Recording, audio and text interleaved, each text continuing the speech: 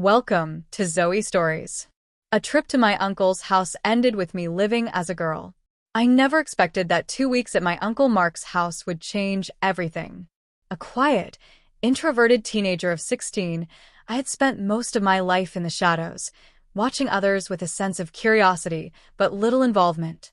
My parents, loving but distant, never really understood my quiet demeanor.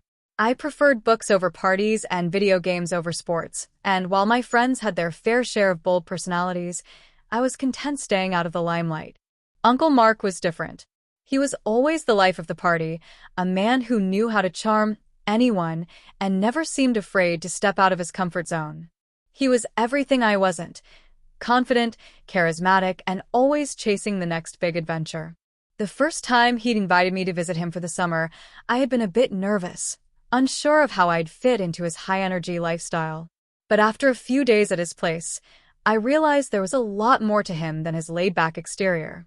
His house was a beautiful reflection of his personality, eclectic, filled with vintage trinkets and vibrant colors. It was on my second visit, however, that he made a suggestion that would alter the course of my life. He'd always been a bit eccentric, and I never took him seriously when he'd suggest things. But this time, there was something in his eyes, a mischievous gleam that told me he wasn't joking. "I've got a little challenge for you, Jason," he said one evening after dinner, swirling a glass of wine. "I want to turn you into a girl for the next 2 weeks." At first, I thought he was joking. It sounded absurd. But as he spoke, I realized he was serious. He explained it was about stepping out of my comfort zone, but I had no idea what that meant at the time. Little did I know my uncle was about to take me on a journey that would leave me questioning not just who I was, but who I could be. I had always known my uncle to be full of strange, wild ideas, but this one seemed extreme, even for him. "What do you mean, turn me into a girl?" I had asked, half laughing, half uneasy. "You'll see," he replied, his grin widening. "I'm going to show you something you've never even considered. You'll start by living as a girl. It's a challenge, sure, but it's also an exploration of who you are when you step outside the familiar. You might surprise yourself." I remember feeling a knot in my stomach. I'd never considered cross-dressing before. Growing up, I had always played it safe, hidden in my shell. I had enough trouble navigating my identity as a teenager. I didn't need this kind of complication. But Uncle Mark had always been a force in my life, his presence commanding attention, and in some strange way, I felt that if I turned this down, I might disappoint him. Still, something within me pushed back.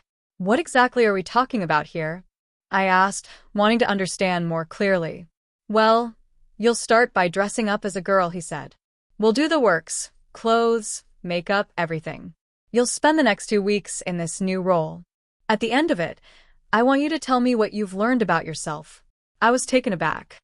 This was way beyond what I had imagined.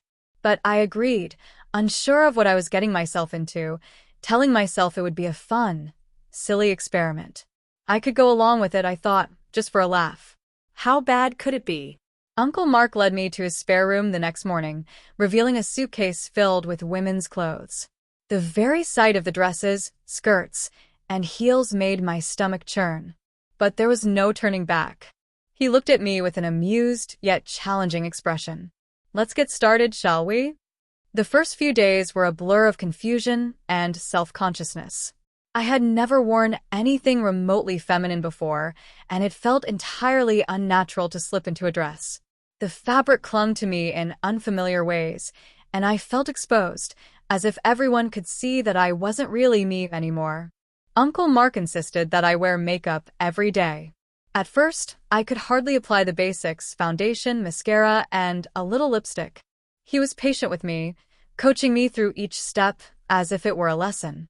The makeup, at first, felt like a mask, hiding who I truly was. I didn't recognize the person staring back at me in the mirror, and that scared me more than I wanted to admit. But as the days wore on, something began to shift. I started to notice how people treated me differently when I went out dressed as a girl. It wasn't just the glances from men or the compliments from strangers about how pretty I looked. It was how I felt inside. When I walked into a cafe or down the street, there was a strange sense of confidence that washed over me. I wasn't the shy, awkward boy anymore. I was someone else entirely. A girl. We went shopping together for new clothes. I was still uncomfortable trying on skirts and dresses in the store, but Uncle Mark encouraged me to push through my self-doubt.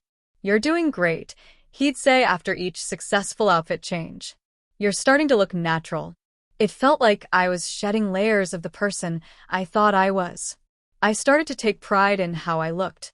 I even learned how to walk in heels, which was more difficult than I imagined. But as I learned, I began to embrace the feminine posture, the grace, the elegance. I began to feel a strange, new sense of freedom. But with the newfound confidence came unease. What was happening to me?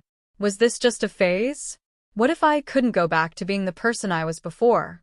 Uncle Mark encouraged me to attend a few social events with him, small get-togethers with friends. I found myself growing more comfortable in the company of others. I wasn't the shy, awkward Jason. They only knew me as Jasmine, a persona I was beginning to inhabit with ease. It was thrilling to receive attention as a girl, but also disorienting. I started to notice how others seemed to respond to me differently, more attentively, more warmly. I found myself enjoying the subtle flirtations from some of the men at these parties. I couldn't deny it. I liked the way they looked at me. At times, I even caught myself in the mirror, admiring the reflection of this new version of myself. I wasn't just playing a part. I was becoming someone else. One evening, Uncle Mark took me out to a bar. The environment was buzzing with energy, and I stood at the bar, feeling nervous but excited. I sipped my drink, trying to keep my cool as several men glanced in my direction. One of them, a tall guy in his late 20s, came over and complimented me on my dress. His voice was smooth and charming, and he seemed genuinely interested in me. I smiled and thanked him, but a part of me wondered if he would have ever looked my way had I been dressed as Jason. Uncle Mark noticed the interaction and pulled me aside. "You see what I'm talking about?" he asked. "You're no longer just a shy, quiet boy. You're someone who commands attention." I nodded, a mixture of pride and confusion swirling inside me. Was I really enjoying this? Was I enjoying the attention, or was it the version of me I had created that I enjoyed? The true turning point came unexpectedly during the final night of my stay. Uncle Mark invited a group of his closest friends over for a casual dinner party, and as the night went on, they encouraged me to sing karaoke. I had always been terrible at singing, but in the spirit of embracing this new me, I decided to give it a try. Standing in front of the mic, I felt a sense of calm wash over me.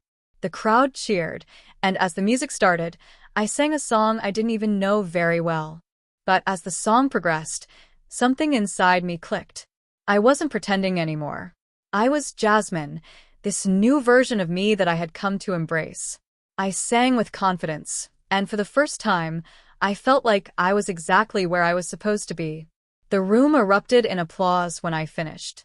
I stood there, flushed with pride, not realizing how much the experience had affected me.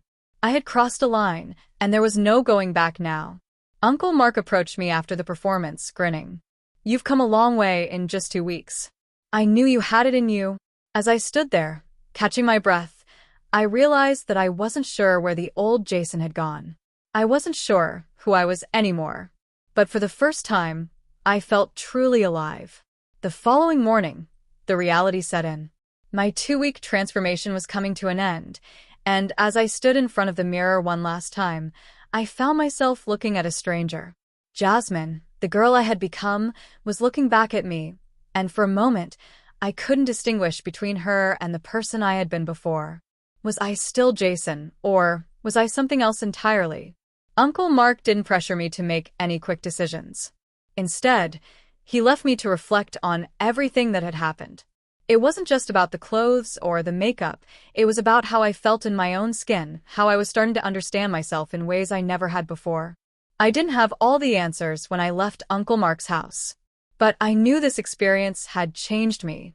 It wasn't just about dressing as a girl for 2 weeks, it was about shedding the expectations I had placed on myself and allowing myself the freedom to explore who I could be. When I returned home, I kept a part of Jasmine with me. I wasn't ready to fully embrace a new identity, but I was no longer afraid to explore the different sides of myself. Jason was still there, but so was Jasmine, an aspect of me that I would continue to nurture in my own way. Uncle Mark's experiment had turned out to be more than just a challenge. It was a journey of self-discovery. And as I moved forward, I knew I would never again be just the quiet, introverted boy I had been. Now, I was someone with a deeper understanding of myself, someone who was ready to embrace the many sides of who I could be. Thank you for joining us on another captivating journey through Zoe's stories. Remember to hit that subscribe button and turn on notifications so you never miss a tale. Until next time, keep exploring, keep imagining, and keep believing in the magic of storytelling. See you in the next chapter.